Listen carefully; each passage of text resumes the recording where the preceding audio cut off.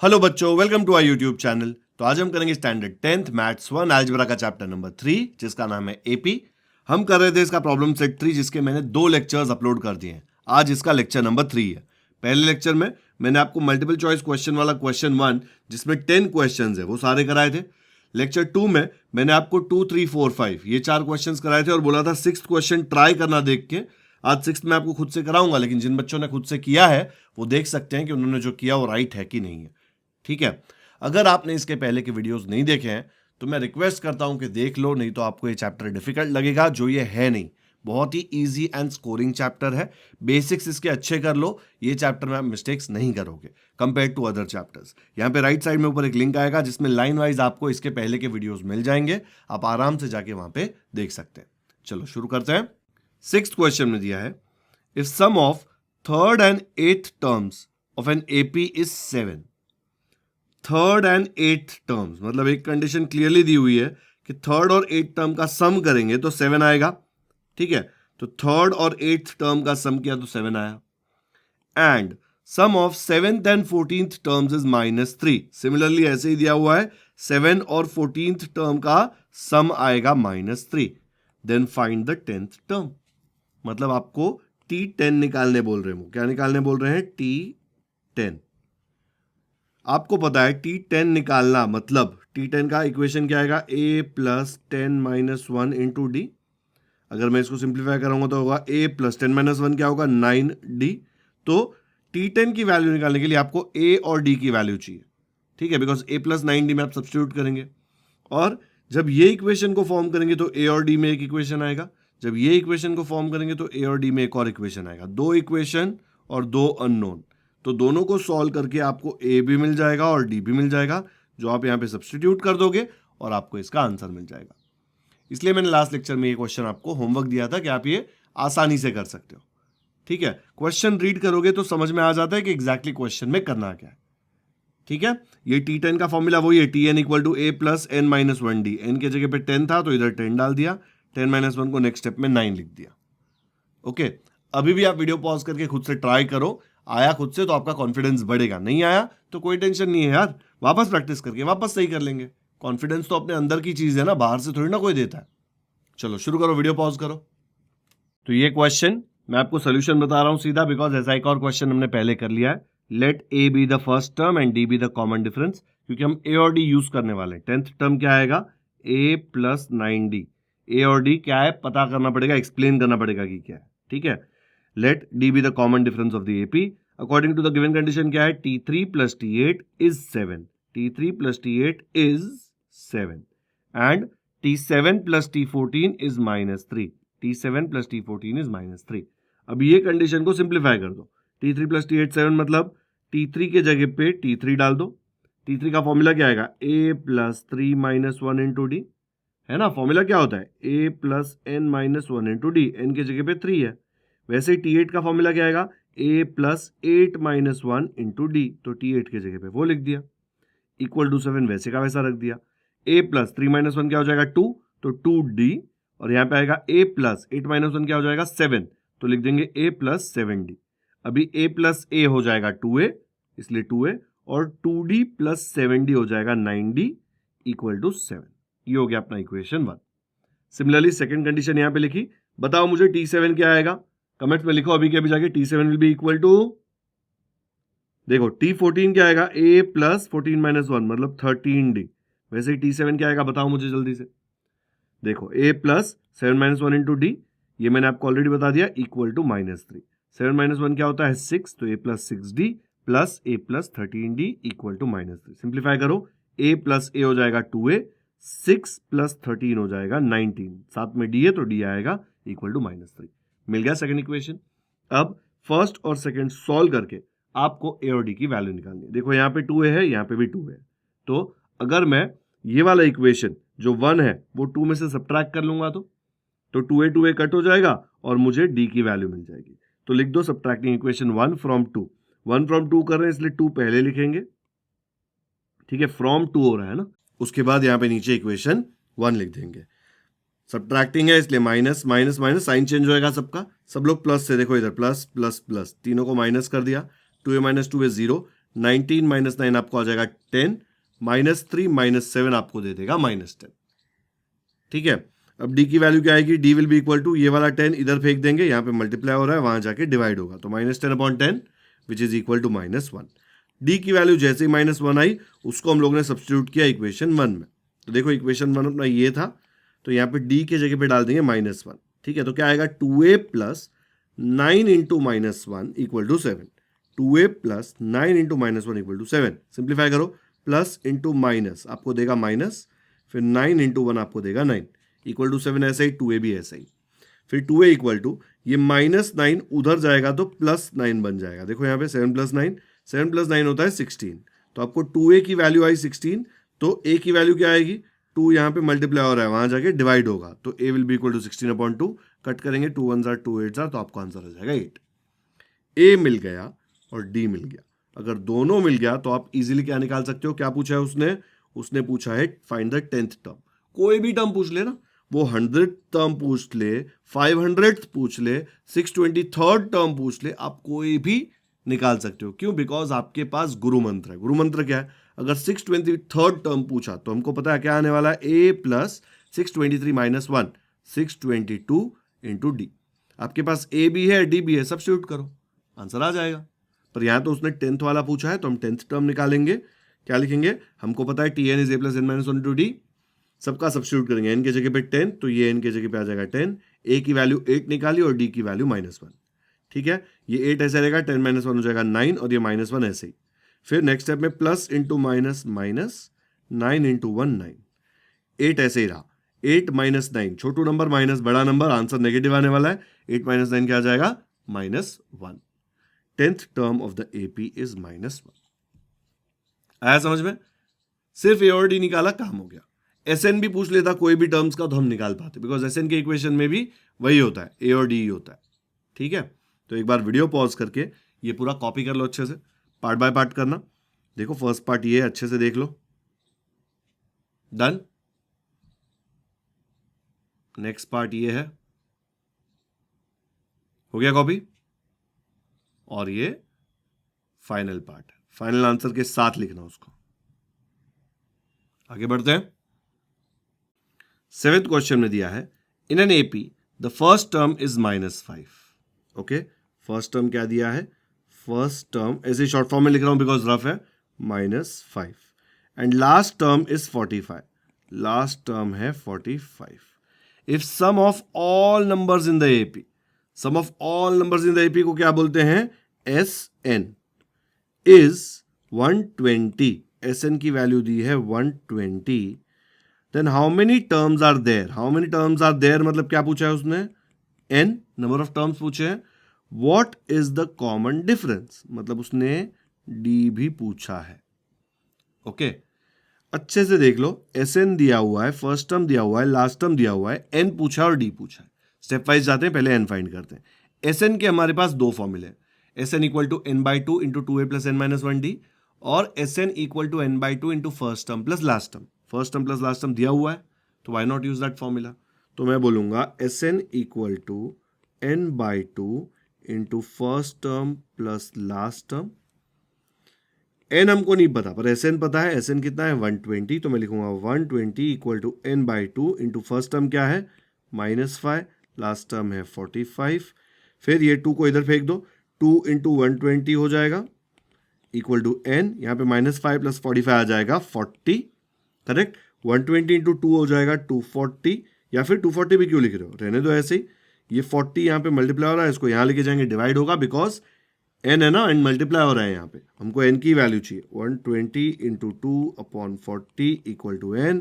इसको कट करो, 0 के साथ 0 cut, 2 1 jar, 2 2 jar, 2 1 jar, 2 6 jar, तो n की वैल्यू क्या आ गई, 6 आई ना। आया समझ में, n की वैल्यू आ गई 6।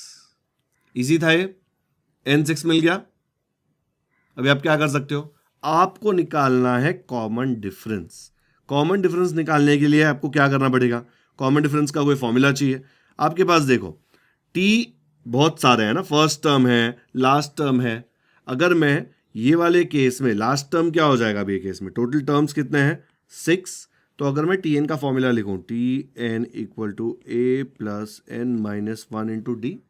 अब मैंने यहाँ पे टी एन के जगह पे सब्स्टिट्यूट कर दिया T6।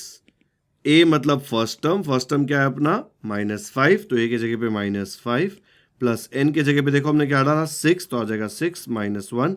डी हमको चाहिए, हमको कैलकुलेट करना है, बट T6 की वैल्यू हमको ऑलरेडी पता है। क्या है T6? 45। लास्ट टर्म बोला था उसने, बट लास्ट टर्म हमको पता है ना 6 टर्म होगा, क्योंकि एन की वैल्यू 6 है।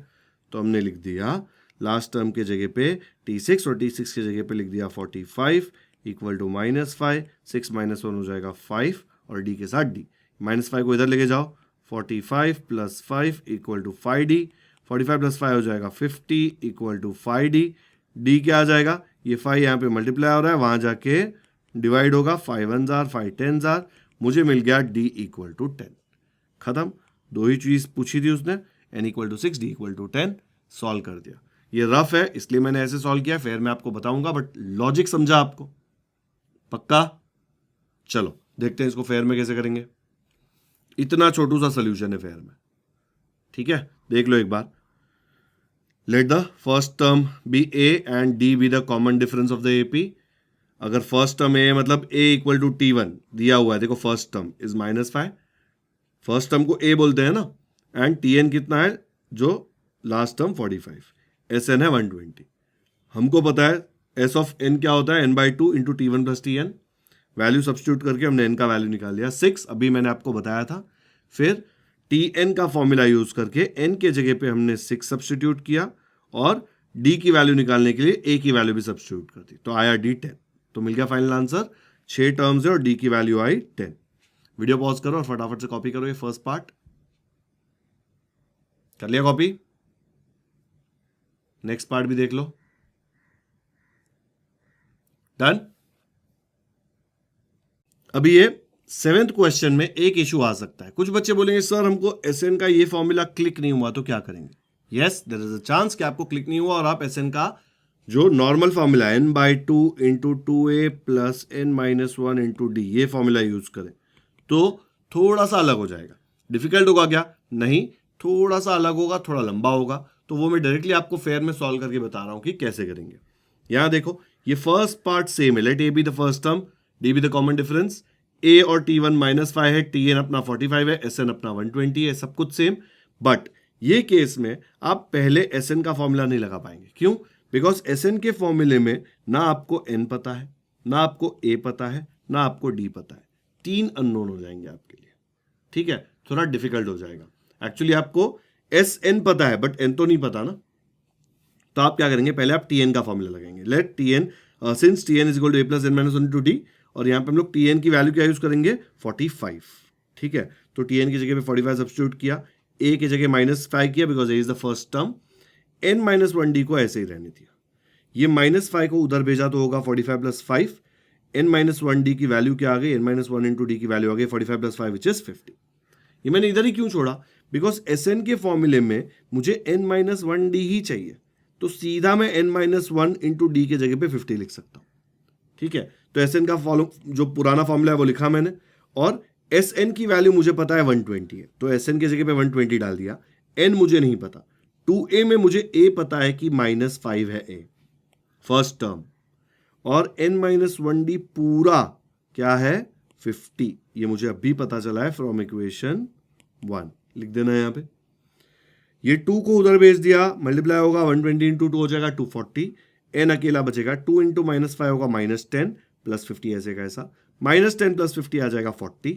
240 इक्वल टू n इंटू 40 आ गया, 40 यहाँ पे मल्टीप्लाई हो रहा है, वहां जाके डिवाइड होगा, तो मुझे n की वैल्यू मिलेगी 240 डिवाइड बाय 40, 0 0 कट, 4 1 4 6 n की वैल्यू हो गई 6।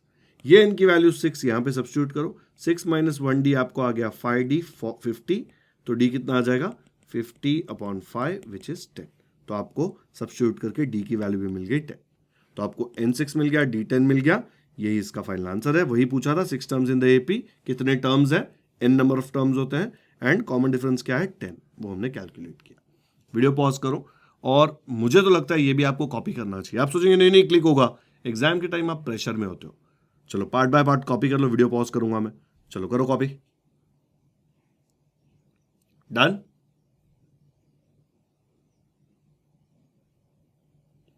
ये भी कर लो कॉपी।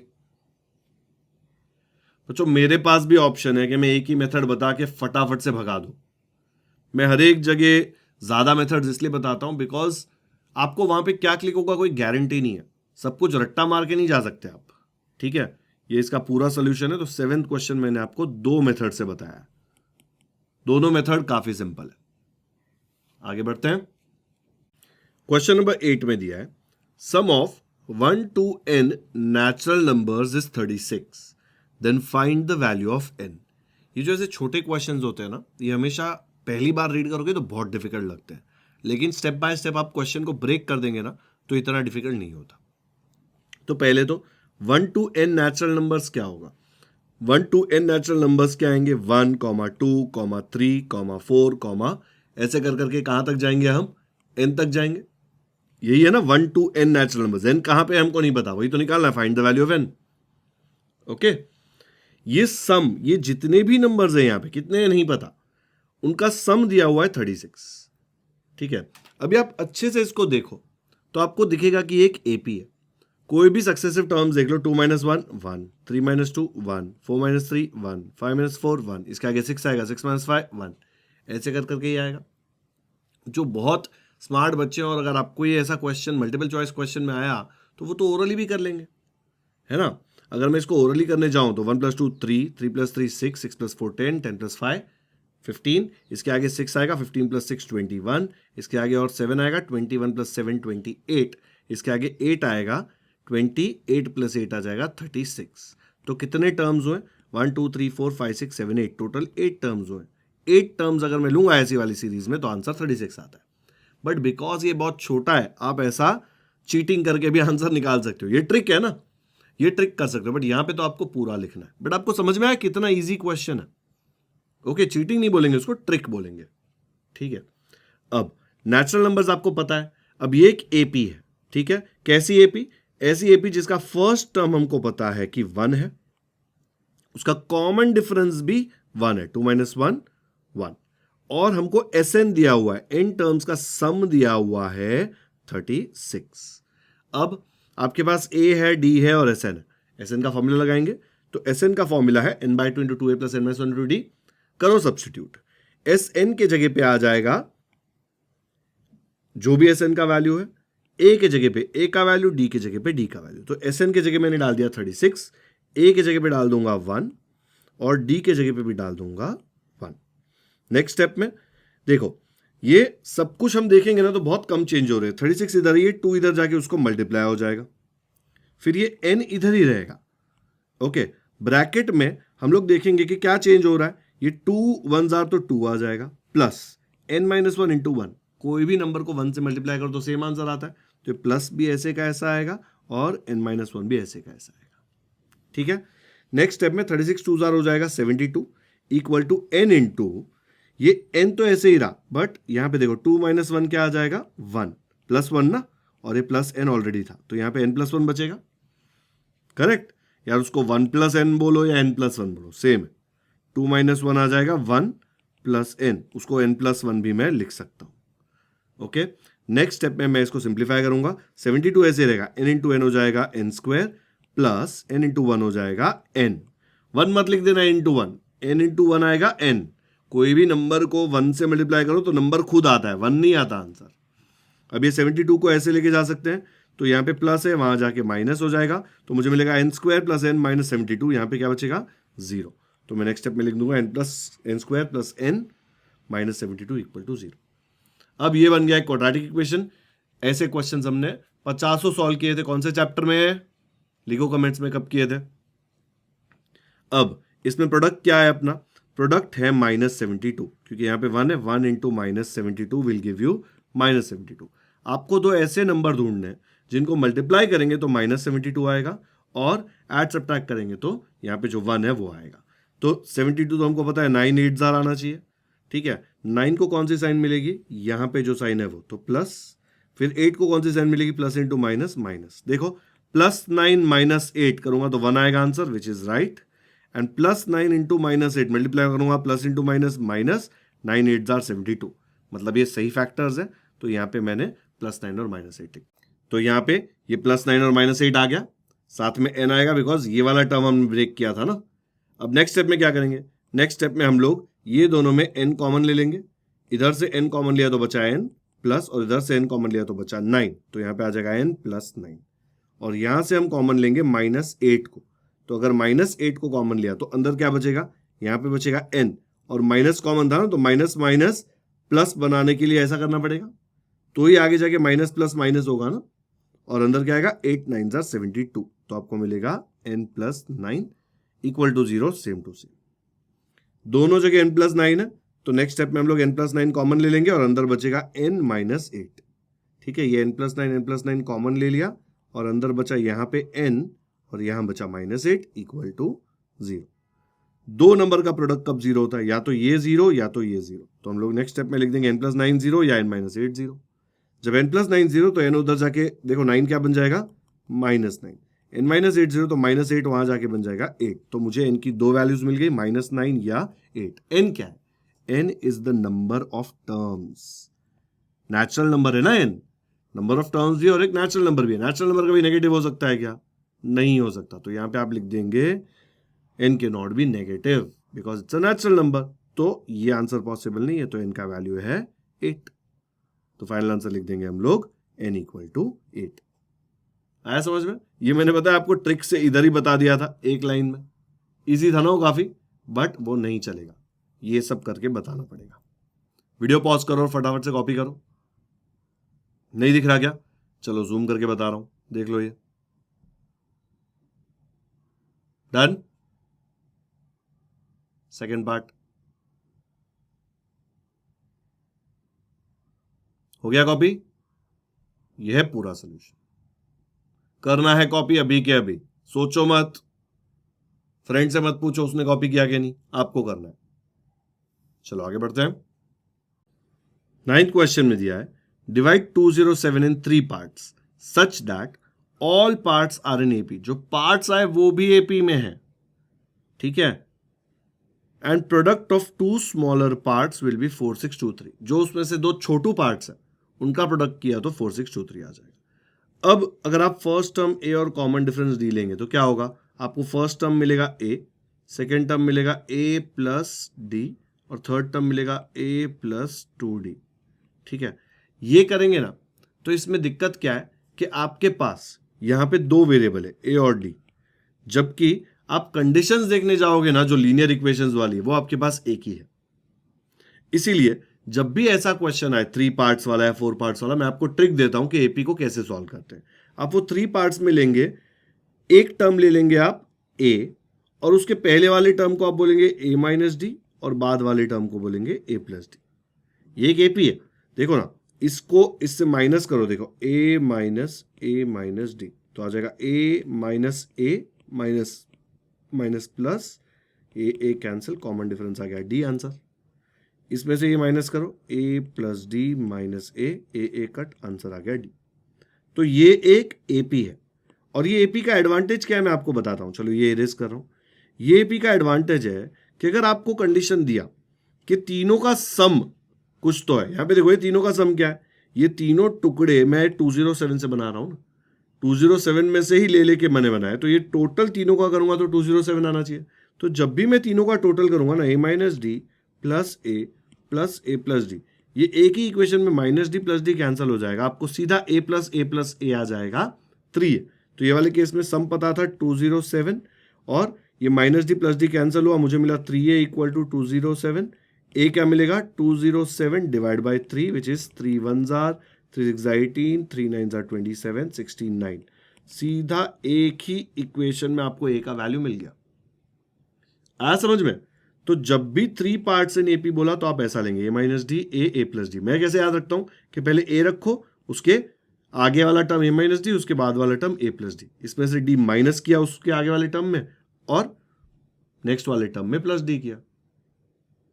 ठीक है, तो इससे ए मिल गया। अब वो बोल रहा है product of 2 smaller parts will be 4623। ये तीनों में स्मॉलर पार्ट कौन सा होगा, ये दोनों होगा ना, तो a minus d into a करते हैं तो 4623 आ रहा है। तो देखो a minus d into a is 4623, a की वैल्यू पता है हमको 69 माइनस डी इंटू 69 है ना ए की वैल्यू इज 4623। ये इसको ऐसे ही रखो 69 माइनस डी को, ये 69 यहाँ पे मल्टीप्लाई हो रहा है, वहां जाके क्या होगा डिवाइड। ठीक है, 6 प्लस 9 होता है 15, मतलब 3 में जा रहा है नंबर। 4 प्लस 6 10 प्लस 2 12 प्लस 3 15, इसका भी 15, ये भी 3 में जा रहा है। तो हम लोग कट करेंगे यहाँ पे, क्या आता है कट करके देखो, 3 2 जार 6, 3 3 जार 9, यहाँ जाएगा 3 1 जार 3, 3 5 जार 15, 3 4 जार 12, 3 1 जार 3। ठीक है, अब इसको हम लोग 23 में कट करके देखते हैं क्या। 23 का टेबल थोड़ा हार्ड है, इसलिए यहाँ पे देख लो, 23 5 जार 115, 23 6 जार 138, 23 7 जार 161। अब यहाँ पे मैं जब कट करूँगा 23 1 जार 23, 154 तो आता नहीं है, बट 23 6 जार 138 है। 154 में से 138 निकालेंगे तो आपको क्या आएगा, 38 प्लस 12 50 और 16 16 आ जाएगा। और 16 में आगे क्या आएगा, ये वाला 1, और वो कब आता है 23 7 जार 161, तो आ जाएगा 23 7 जार, तो जा रहा है 23 के टेबल में। तो आपको आया 69 माइनस डी इक्वल टू 67। ये माइनस डी को उधर लेके जाओ, बन जाएगा प्लस डी, ये प्लस 67 को इधर लेके आओ, बन जाएगा माइनस 67। 69 में 67 कितना होता है, क्या बोला मैंने, 69 में 67 होता है 2, तो डी की वैल्यू आ गई आपको 2। आया समझ में, ए आपको मिल गया 69 और डी आपको मिल गया 2, तो ए मिल गया 69, उसके पहले आ जाएगा 69 माइनस 2 और ये आ जाएगा 69 प्लस 2। ठीक है, नेक्स्ट स्टेप में हम लोग, यहाँ पे जगह नहीं है मेरे पास, बट मैं कर सकता हूँ 69 माइनस 2 मतलब 67, ये 69 ऐसे ही रहेगा और 69 प्लस 2 आ जाएगा 71। तो 207 के ये 3 पार्ट्स हैं। ठीक है, ये ऐसे 3 पार्ट्स हैं कि तीनों एपी में है, देखो ये तीनों टर्म्स एपी में है, एंड 2 छोटे नंबर्स, इन दोनों का प्रोडक्ट आ रहा है 4623। आया समझ में। ये डिफिकल्ट लगेगा बिकॉज ऐसे टाइप के क्वेश्चन आप पहली बार कर रहे हो, बट 2-3 बार देखोगे, 1-2 बार लिखोगे तो ये आपको ईजी लगेगा। ट्रिक क्या है, ये वाली ट्रिक बहुत सही है, a minus d a plus d. फिर मैं बताऊं कैसे करेंगे, देख लो, यहां पे मैंने सेम क्वेश्चन सुंदर अक्षरों में करके दिया ताकि आपको अच्छे समझ में आ जाए। वीडियो पॉज करो, फटाफट से कॉपी करो। फर्स्ट कंडीशन में मुझे A69 मिल गया, डन। और सेकेंड पार्ट में मैंने ये सॉल्व किया। ये ना कैंसलेशन मैंने करके नहीं बताया बिकॉज बहुत गंदा हो जाएगा, ये आपको खुद से कैंसलेशन करना है। मैंने रफ में आपको बताया कि ये कैसे कट होता है। ठीक है, और इससे डी मिल गया। अभी ये तीनों टर्म्स मैंने यहां पे फाइंड कर लिए, ए माइनस डी, ए और ए प्लस डी, तो 3 पार्ट्स मिल गए आपको ये वाले। कर लो फटाफट से कॉपी, डन। ये है इसका पूरा सोल्यूशन। इजी है ना, नहीं है इजी, अच्छा ठीक है, बट प्रैक्टिस करोगे तो इजी हो जाएगा। ओके, तो आज का लेक्चर नंबर 3 हम यहीं पे करते हैं खत्म। पहले मैंने आपको कराया 6th क्वेश्चन, फिर मैंने 7th आपको 2 अलग अलग मेथड से कराया, फिर 8th कराया, एंड फिर 9th वाला एक ट्रिकी क्वेश्चन कराया। ठीक है, धीरे धीरे ये प्रॉब्लम सेट अपना हो रहा है खत्म।